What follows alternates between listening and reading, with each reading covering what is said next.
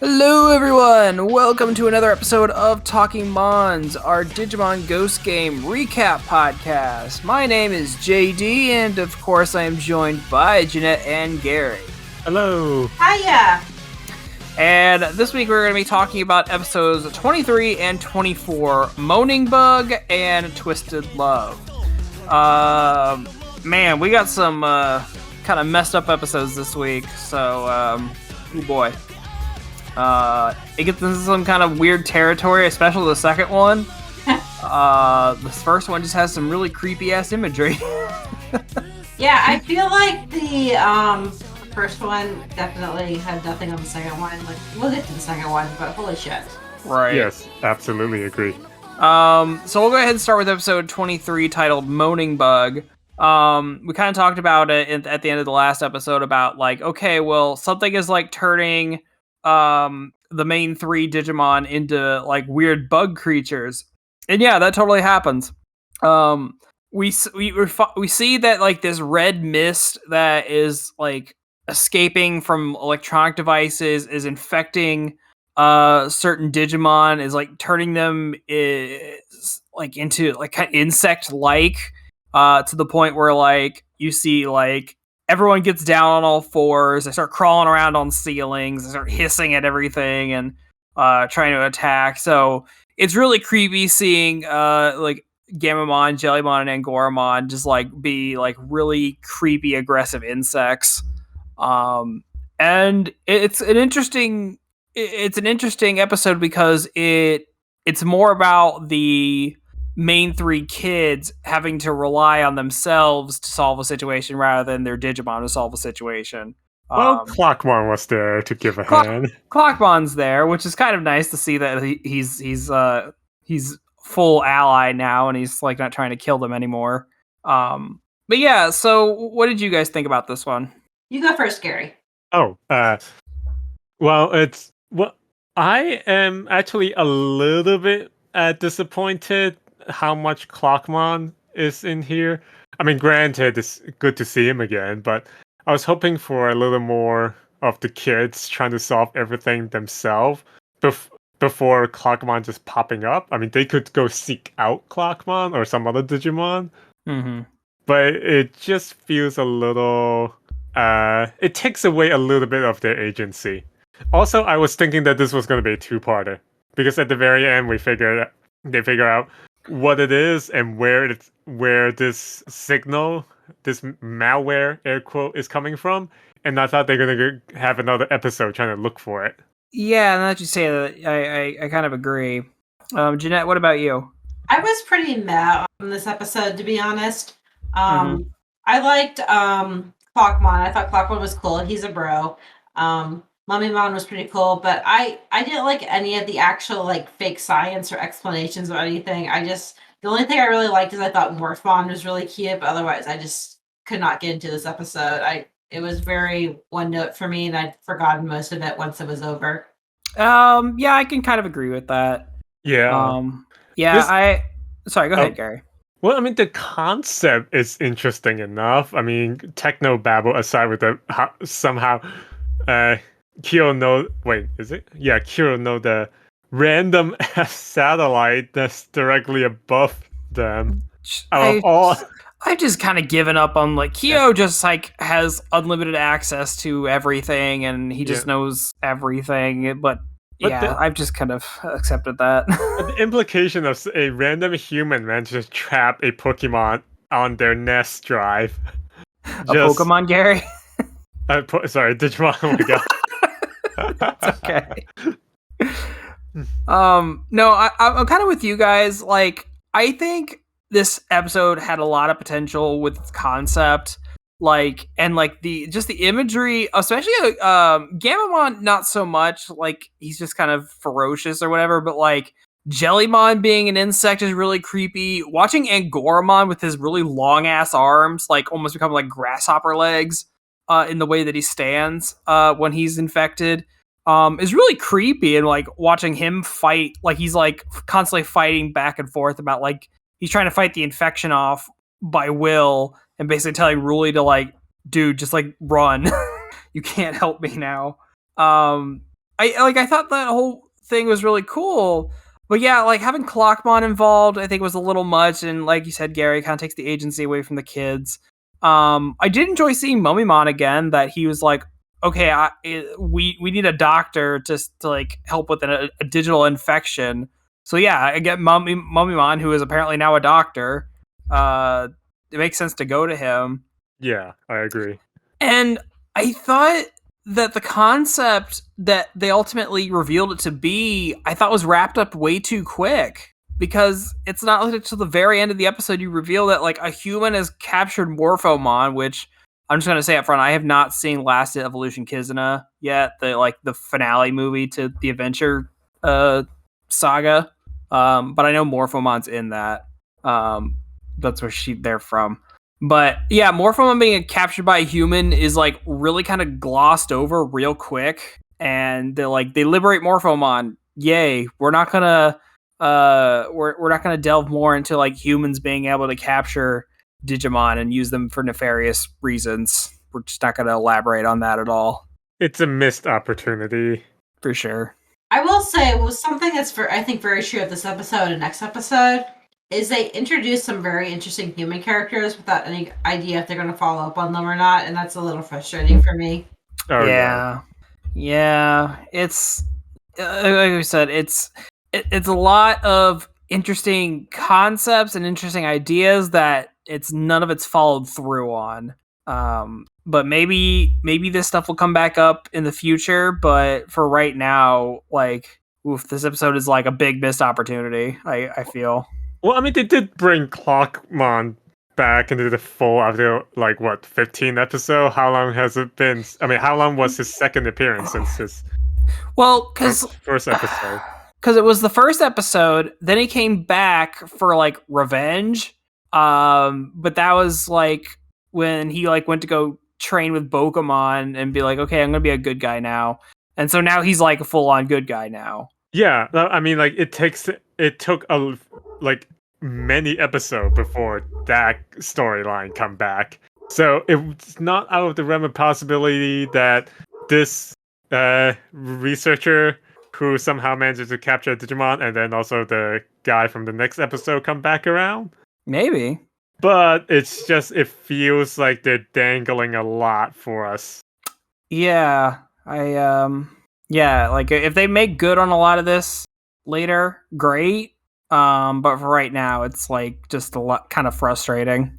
Especially since there's already been so much they've sort of put into the show and they haven't really followed up on, and it's just they just keep putting more and more, and it's I kind of want to start seeing some of these out. Yeah, it's we're 25 or 24 episodes in at this point, and so and I'm hoping that starting with the next episode, maybe that's going to be the turning point for moving into more overarching plot stuff, because right now it's still been a lot of monster of the week kind of stuff.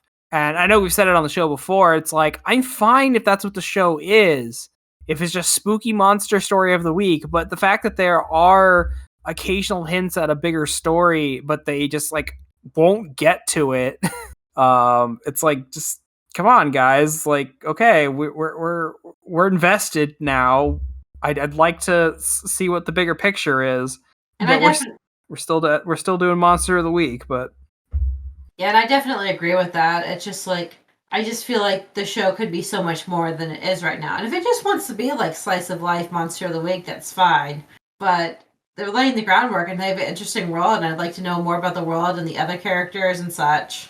Mm-hmm. We're about halfway through this show.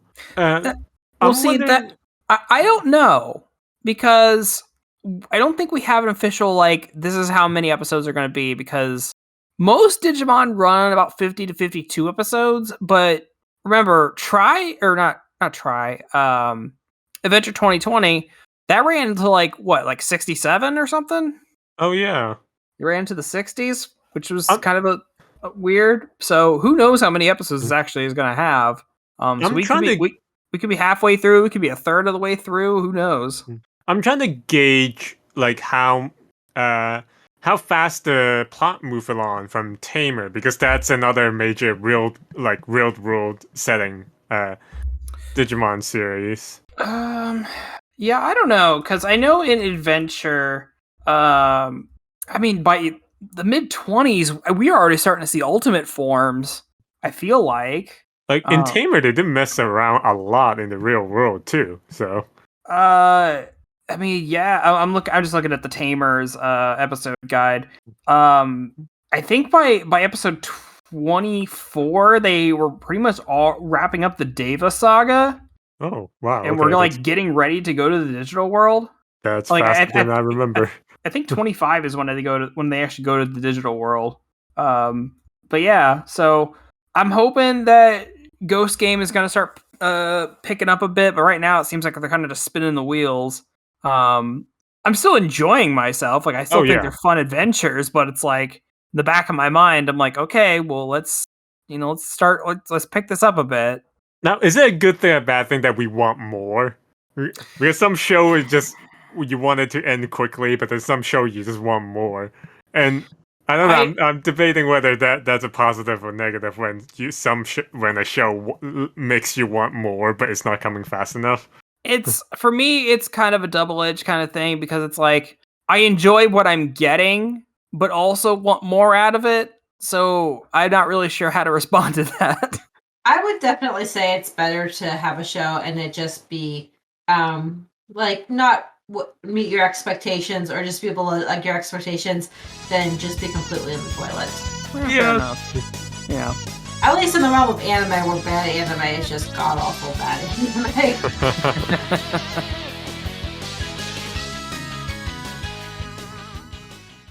Jeremy Snow here, owner and editor-in-chief of The Geekly Grind. I'm interrupting your awesome, regularly scheduled programming to ensure that you know about our Geekly Grind podcast network, of which this show is a treasured member of.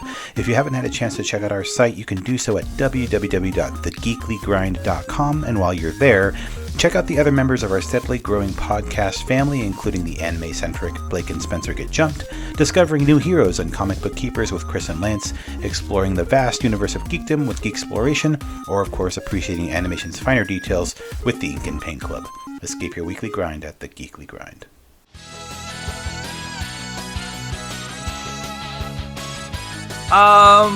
Alright, well, I think that will bring us into episode 24, which is called Twisted Love, which get into some weird territory. It get dark, like darker than having someone's head eaten.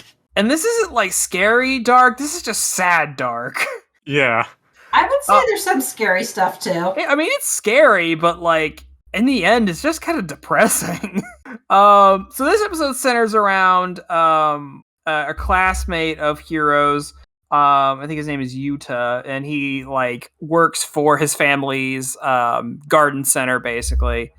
And for whatever reason, it seems like a bunch of people he's coming in contact with right after they start basically becoming infected, where they become like plant hybrids.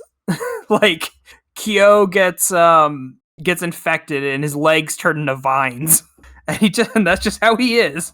But so the kids like decide to help him out, and they kind of camp out at his garden center overnight to see if they can catch whatever is like infecting people. And it turns out it's this newer Digimon. I think, I don't know if you pronounce it like Ajartarmon or Ahatarmon. I don't know. I think the J is the H sound. So it's Ahatarmon. I don't know. Yeah, I think so. I think it's a fairly new Digimon. I've never seen it before. It's the oh gosh, I had the joke. Horizon Zero Dawn Digimon. Kinda. Oh yeah. But yeah, it just turns out that like this Digimon kind of fell in love with this kid, and like doesn't wholly know the concept of love either. Right. Which is why it's even sadder. And it's like it wants to like turn everything into plants to be more like them, but in the end like tries to turn itself human, and that just ends in a really sad, depressing kind of scene. So Man, how did you guys take this one?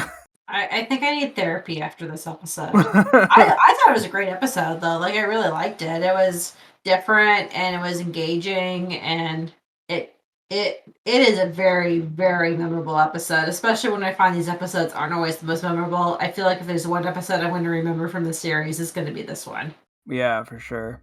Yeah, this is more surprising than anything, because I was like expecting the Digimon to learn the lesson and they become friends with that particular human and work around the flower shop, and that's how usually these kind of shows go. Yeah. Nope, not this one. Nope. Yeah, but no, it's just I like the mystery of this one where it's like you don't ever really see the Digimon full on until somewhere towards the end when it finally reveals itself. You only see like the vines it shoots out to ensnare people and like stick its poison in to like turn them into plant hybrids. But yeah, then like when it finally like reveals itself to the new kid and like basically just saying like, hey man, like I've been watching you and you've always been so kind to me and I love you and all that stuff and I want us to be together. It's just so kind of sad the way it goes about it, and just like watching it stick itself with its own poison to like try to turn itself human, which ends up just killing it. It's not like a normal Digimon death where it just explodes into pixels. Like you see this thing like just fall apart kind of until it dies, and it's really depressing, honestly. And it didn't even leave a Digi-Egg. I thought that might be a second thing to go, where the Digi-Egg reform and the kid takes care of it. Yeah. And sorry, go ahead. I will point out when we've had deaths otherwise in the series that they don't form Digi-Eggs either. They probably just go back to the digital world nest and form there.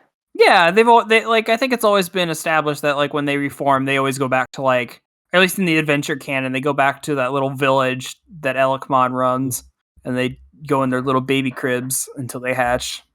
But no, I get what you mean, Gary. It would have been kind of a more sweet ending if a Jartamon like died, but then like reformed in a way, like as a baby. That way, like Yudo could take care of it and like form a bond that way, and then like, oh, maybe they'd like be like a new partner, like a new member of the team later on. But no, it's just sad because the Jartamon dies, and then like it's been possessing like his Yudo's helper robot for a while. And like Yudo like remarks in the beginning of the episode was like, yeah, I don't know, it just started like wanting me to call it by this name, and it's been real interested in everything all of a sudden. We don't know. It's even like an old model robot, but by the end of it, when the Digimon's not possessing it anymore and he just uses it for a stand sign now, and he looks at it and it's just like, that's really sad. Yeah, I completely agree. It was really sad. But yeah, I think this one kind of makes up for the lack of just the lack from the last episode, where I think, so if there's anything I can give credit to this show is when if they're not moving the plot forward with like explaining what's up with like the Dark Digivolution or Hero's dad or anything about the digital world. I have enjoyed the episodes where you're seeing how Digimon interact with humans in roundabout ways. And I think this one was an interesting way to show it by showing like, okay, this Digimon doesn't even have a fully formed concept of what it is to love someone, but like just from watching and spending time with this person all the way through like a robot proxy, they just gain this obsession with this kid and wants them all to themselves. And just to see them interact with the person like that, it's interesting. And in a way that it was interesting that like, oh, okay, a human captured a Digimon and is using it for study, which inadvertently makes it send out a disease that turns people into feral insect creatures. That concept was pretty quickly brushed under the rug, but this one had enough like time to form and really leave an impact. So that I appreciated at least. Yeah. And the little things that I really enjoy about this episode is Yuta's reaction to all the Digimon, and also how he's actually a fan of Rui, and he was looking for her to help him solve this issue. It was funny because he's like, wait a minute, Hero's in the background of one of her pictures. I know that guy. So yeah, that's also interesting. We're seeing more of Ruli's like weird paranormal investigator online persona kind of being brought to be plot relevant again. And I haven't completely ruled out Yuta being another Digimon possessor or whatever we call them in this series. The tamer or whatever you want to call him in this version, partner, whatever. Yeah, I could see him like getting a Digimon partner, and like I think there are several candidates that could be Digimon partners in future episodes. But we'll see if they ever branch out between the main apart from the main three, because I mean Tamers started out with 3 people and branched out into a few other characters, so Ghost Game might do something similar. Yeah, but I feel like they set up this rule so that they don't even need to have an official partnership, as in like no Digify is required, because it kind of implies, at least from several episodes ago, where some Digimon do like play with like people in general, like kids. So I don't see why that wouldn't be kind of like the Digimon human partnership right now with the main 3, only without evolution involved. Just like, hey, the friends, if anything happens or anyone get in trouble, the Digimon will help. Yeah, kind of thing. like I could definitely see that where maybe later down the line we like reveal Digimon to the greater populace, and they're like, okay, well these Digimon really want to be friends with humans and work alongside them. It's funny because I've been trying to replay Cyber Sleuth lately, and I'm at the point of the game where the Digimon are like in the real world now, and I'm trying to take all these side quests from these Digimon who are like, I really just want to get a job. They can hire me. Like, I just want to see these Digimon like interacting with the real world and interacting with people, and like what that dynamic would really bring to the real world of just like having Digimon walk around and be part of normal society. And it's so much easier with this setting too, because they could always just like, oh, it's a hologram. It's such a bullshit explanation, but it works for the world where anytime like the Digimon could just be out and about in their full forms, and they're like, yeah, they're just really smart holograms, and like he like feeds Gamamon something and he eats it, and like Yudo's like, wait, how did he do that? And Hero's like, oh, these AIs are so advanced they can eat now. Yeah. The newest model. Yeah, it's the newest model. Yeah, I can totally do that. Don't worry about it. And then when Gamamon was like tired, it's like, oh no, he needs to be recharged. So it's like so many of the stuff you can just brush off as technology. I kind of want to see what happens towards the end with Yuta, because he definitely knows that these are not like hologram after the battle and everything. Yeah. Yes, that's baggage now.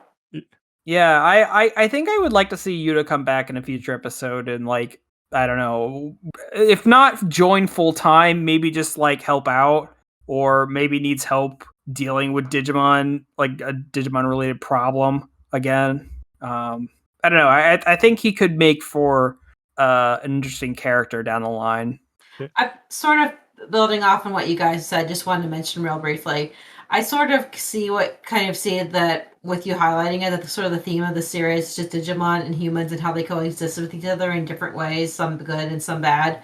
And with that said, maybe it is possible we're going for an ending where Digimon are introduced and integrated into the world, like widely accepted beyond being holograms, which I think would be kind of cool. Just kind of throwing it out there. Yeah, I would definitely be okay if that's like the end goal of this series, because we really haven't had something like that besides like the epilogue to season 2, which I still don't like the way they handled it, but that's a whole other conversation. But yeah, I could definitely see that being what they're going for by the end, but obviously that's ways away. Mm-hmm, We'll get to something like that. There's one thing that I noticed that is very much different from all the previous episodes, is that at the very end, Kyo still have plant limbs after what's the Digimon's name? Jardamon. Yeah, Jardamon has been defeated. But usually all the stuff that Digimon cause, if they're like defeated, gone from the world, usually they disappear, whatever like they cause. And this episode just like again highlights that I fucking love Kyo and Jellymon's relationship, where she's like trying to give him a shot that that Mummymon came up with to cure everyone that had the plant infection. And he's being such a bitch about it, and she's just giving him shit for it the whole time. Like, I'm wondering if this will play a role later on in future episodes, where even after like defeating and vaporizing a Digimon, that something might remain, or is this just here for this one little joke, and we'll never see it again? I'm fine either way, but it opens the door. Well, I mean, yeah. Yeah, it does raise the question of what happened to everyone else who got turned into plant limbs. Well, I think what they said is that Mummymon came up with, they just gave everybody a syringe to go stick everybody with. Because that's why Jellymon had one. Gotcha. But it's silly. So real quick before we go, there was technically a third episode that just aired over the weekend. We're not really going to cover it because it is just a recap episode. It just tells about the first time Mummymon shows up and the Pumpkinmon episode, I think, because I kind of just skimmed through it. But it was cool because it's like it has in between, like spliced in, are like live action segments with the guy who narrates the show. It's just like this old dude in like a really like Victorian library trying to like set up a spooky story or something. I like that they went through the effort with this kind of background and such, because they could easily just have like a few of the director or cast member in a little press conference room or meeting room just talk. Yeah, like I mean, podcast. At least they set up like an atmosphere and like, oh, he's like setting up like a spooky tale or something. But it is ultimately a recap episode. But they'll be back again next week, which I'm excited for next week. I don't know if you guys are. If you watched the preview after that. Oh, I'm not. It's gonna have vampires in it, and if it's got vampires, then that only means one thing. Myota's coming. Heck yeah! And if you remember anything from Adventure, that means big things. I don't know if it'll exactly mean big things for this show, but Myotasmon is a big character. So I'm interested to see what their take on him is, because they already showed his little bats. So I mean, and he's really like one of the only vampire Digimon. So it's like, who else could it be? Which when I stop to think about it, I think is weird. Why are there not more vampires? We need more like classic monsters Digimon. We need do we have a Godzilla Digimon? Probably, because we've got a vampire in Myotasmon. And Wergurumon, we've got a Frankenstein and Boltmon, we got Mummymon, so we got a lot of the universal monsters. I don't know, we need more of them. I don't know. We need the Invisible Man. Yeah, that would be an interesting fight. It's an invisible Digimon. Well, I think that'll wrap us up for this week. Thank you everybody for listening. I hope you enjoyed it, and let us know in the comments or on our social medias what you thought about these episodes, and if you think that they're gonna start moving this plot along. Who knows? Hopefully. But again, thank you for listening. Be safe out there, and we will catch you again next time. Bye.